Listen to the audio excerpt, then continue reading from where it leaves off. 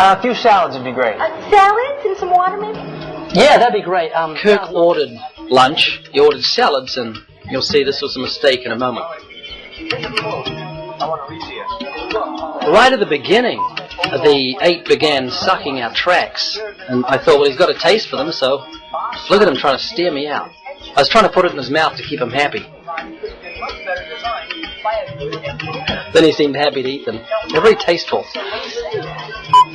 Here comes the salad. In came the lunch. Now, you notice they're salads, but I said to bring a plain salad for the orangutan and to put cheese and tomato on ours. And that caused Bam Bam to break the 10th commandment. He began to covet our lunch because ours was obviously better than his. So I decided I'd give him my lunch. I sacrificed my lunch for this scene. And you can see he's quite happy with it. He's eating the cheese, he's eating the tomato. Apparently, apes having poor dining etiquette disproves evolution. The incident reinforced the fact that the primate is limited when it comes to the unique ability, the human ability to reason, to invent, to appreciate the sound of music.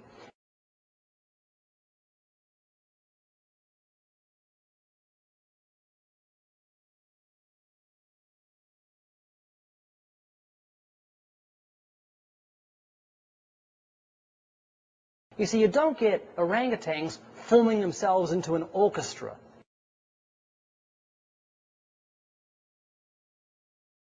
You don't get them forming themselves into a court system to mete out justice to its fellow creatures.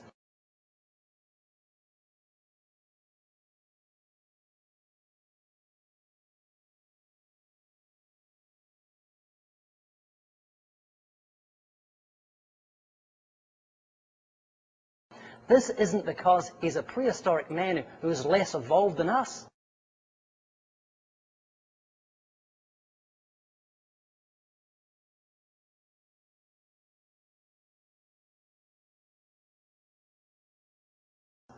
But it's because he's another species.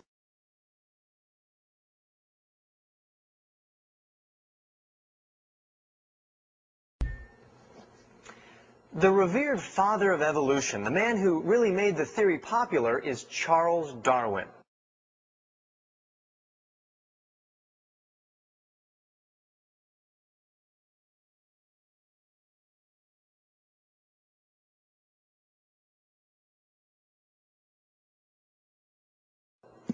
He wrote Origin of Species and the Descent of Man. Ladies, listen to what he had to say about women. The chief distinction in the intellectual powers of the two sexes is shown by man attaining to a higher eminence in whatever he takes up than women can attain, whether requiring deep thought, reason, or imagination, or merely the use of the senses and hands. Did you hear that?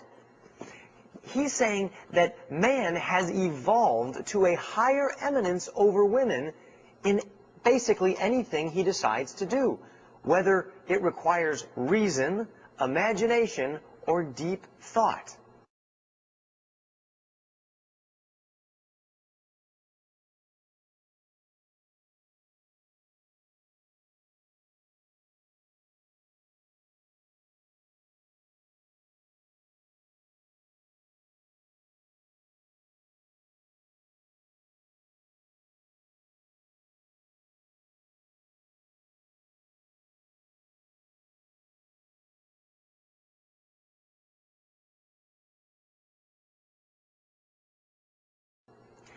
Darwinian evolution, at its core, is not only male chauvinistic, but it's also very racist. Charles Darwin wants us to believe that black people are less evolved than whites.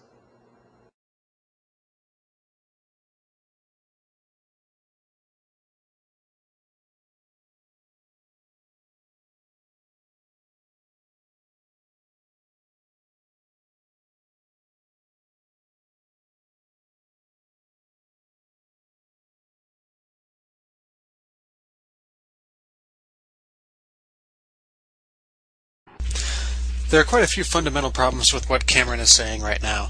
First of all, to anybody who actually understands evolution, which clearly Cameron and Comfort don't, evolution is not racist whatsoever.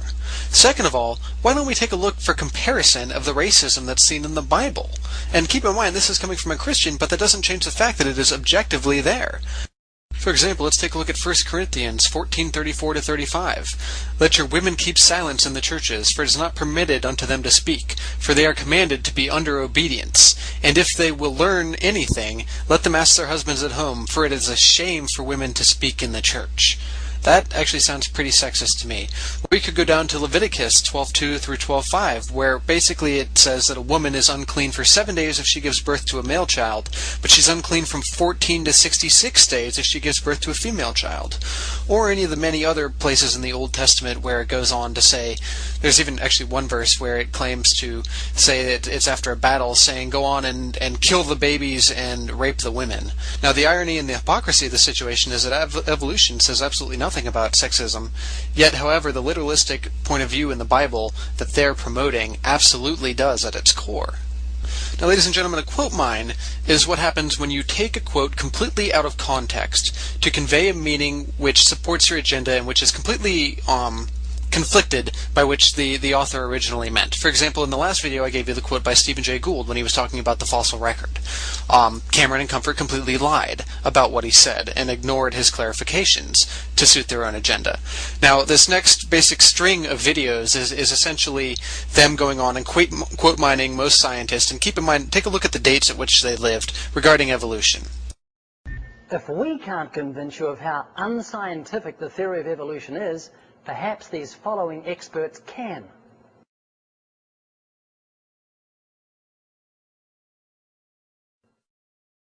Ernest Chain, Nobel Prize winner, said in reference to the theory of evolution, "I would rather believe in fairies than in such wild speculation."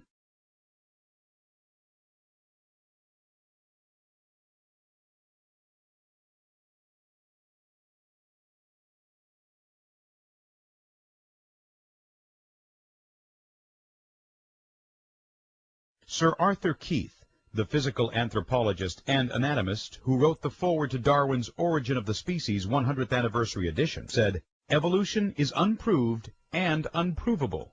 We believe it only because the only alternative is special creation, and that is unthinkable." To begin with, this man died before the structure of DNA was even discovered. Okay, he was born a year after the Civil War ended, so I think that says something in itself. So the second problem with this quote is that there's no source whatsoever for it, in the sense of nowhere is this quote ever directly mentioned from it.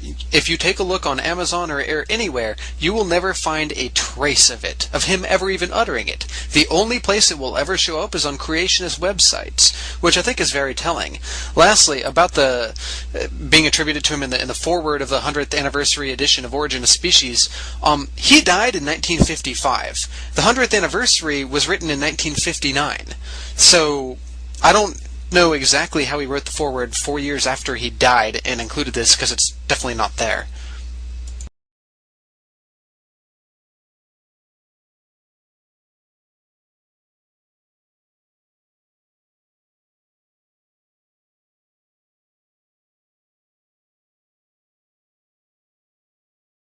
Malcolm Muggeridge, British journalist and philosopher, said, "I myself am convinced that the theory of evolution, especially the extent to which it's been applied, will be one of the great jokes in history books of the future."